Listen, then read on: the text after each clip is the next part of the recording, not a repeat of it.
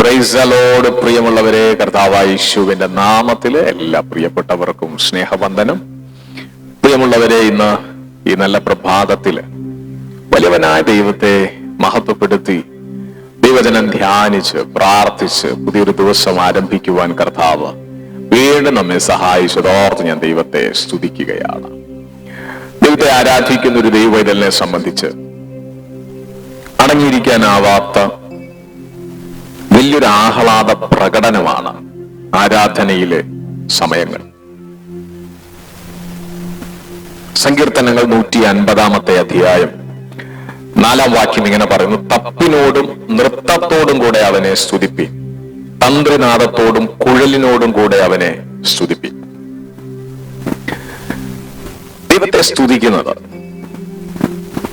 തപ്പെടുത്താർത്ത് നൃത്ത ചുവടുകൾ വെച്ച് ദൈവത്തെ ആരാധിക്കുന്ന ഒരു സഹോദരി ഉണ്ടായിരുന്നു. ആ സഹോദരിയുടെ പേരാണ് മിരിയ. വലിയൊരു വിടുതൽ പ്രാപിച്ച്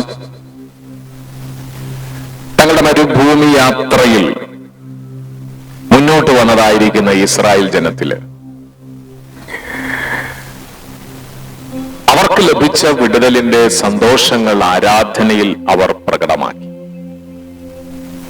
മിരിയാമും സ്ത്രീകളും പാടാനും നൃത്ത ചുവടുകൾ വെച്ച് ദൈവത്തെ മഹത്വപ്പെടുത്തുവാനും ഇടയായി.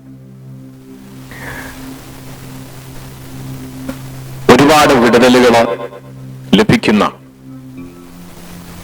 ദൈവമക്കളുടെ ജീവിതത്തിൽ അടങ്ങാനാവാത്ത വലിയ സന്തോഷം അവർക്കുണ്ടാവും. അത് ആരാധനയിലൂടെ പ്രകടമാകുവാനും ഇടയാവും. പ്രിയമുള്ളവരെ, ഇന്നത്തെ ഈ ദിവസവും നിങ്ങളുടെ ജീവിതത്തിൽ മിരിയാം തപ്പെടുത്ത് ആരാധിക്കുവാൻ നേതൃത്വം നൽകിയ സഹോദരിമാർക്ക് എന്നതുപോലെ മറ്റുള്ളവരെ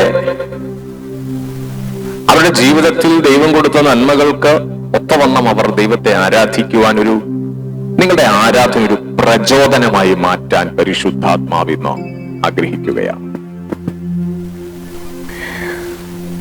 കർത്താവിൽ നിന്ന് ഒത്തിരി നന്മകള്, ഒത്തിരി അനുഗ്രഹങ്ങള്, ഒത്തിരി വിടുതലുകളൊക്കെ കർത്താവ് നിങ്ങൾക്ക് നൽകി. ഇന്ന് പകലിലും വലിയവനായ ദൈവത്തെ മഹത്വപ്പെടുത്തുവാൻ സ്വർഗത്തിലെ ദൈവം നിങ്ങളുടെ മേൽ പുതിയ അഭിഷേകത്തെ കർത്താവ് നൽകി അനുഗ്രഹിക്കുവാനായിട്ടിടയാണ്. കർത്താവിനെ ആരാധിക്കുന്നതൊന്നും വ്യർത്ഥമല്ല. പൗലോസും ശീലാസും ഒക്കെ ഫിലിപ്പിയ പട്ടണത്തിലെ കാരാഗൃഹത്തിനകത്ത് അകപ്പെടേണ്ടി വന്നപ്പോഴും അവർ പാടി ആരാധിച്ചപ്പോൾ വലിയ വിടുതലുകൾ അവരുടെ ജീവിതത്തിൽ വരുവാനിടയായി. ആരാധന വലിയ വിടുതലുകളെ കൊണ്ടുവരും. വിടുതൽ ലഭിച്ചവർ ദൈവത്തെ ആരാധിക്കുന്നു.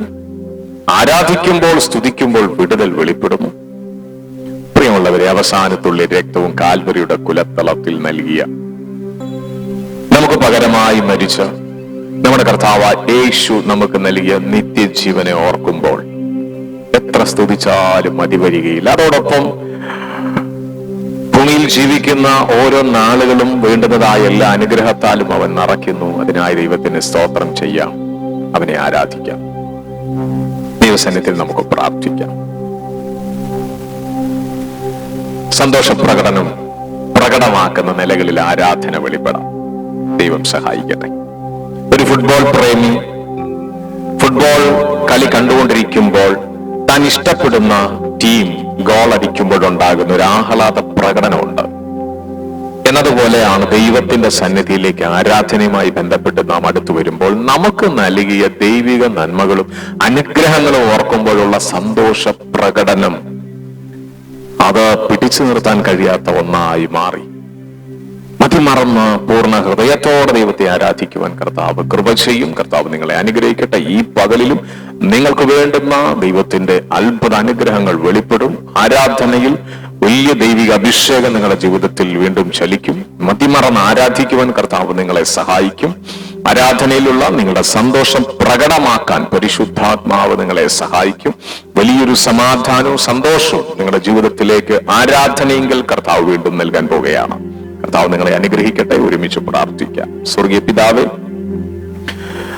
ഞങ്ങൾ ദൈവത്തിന് സ്തോത്രം ചെയ്യുന്നു. നിന്റെ കുഞ്ഞുങ്ങൾക്കായി പ്രാർത്ഥിക്കുന്നു. ദൈവത്തിന്റെ ആത്മാവ് ശക്തമായിട്ട് ഈ ദിവസങ്ങളില് ആരാധനയിൽ കർത്താവിന്റെ സാന്നിധ്യം അനുഭവിച്ചങ്ങെ മഹത്വപ്പെടുത്തുവാനും ലഭിച്ച വിടുതലുകൾ ഒത്തവണ്ണം ദൈവത്തെ ആരാധിക്കുവാനും കർത്താവെ അതോടൊപ്പം ആരാധനയിലുള്ള വിടുതലുകൾ സ്വീകരിക്കുവാനും ഒക്കെയായി ദൈവം നിന്റെ മക്കളെ സഹായിക്കും, അത്ഭുതമാക്കും. ഇന്നത്തെ ദിവസം ഒരു അനുഗ്രഹമായി മാറട്ടെ. ഈ മാസം വലിയ വിജയങ്ങൾ, വലിയ അനുഗ്രഹങ്ങൾ, വലിയ വിടുതലുകളോ കർത്താവിനെ സാക്ഷീകരിക്കുവാനുള്ള അത്ഭുതങ്ങൾ ഉണ്ടാകട്ടെ. യേശുവിൻ നാമത്തിൽ ആമേൻ പിതാവേ. God bless you. പ്രിയമുള്ളവരെ, കർത്താവ് നിങ്ങളുടെ ആരാധനയിൽ വലിയ കാര്യങ്ങൾ ചെയ്യാൻ പോകുന്നു. God bless you. ആമേൻ.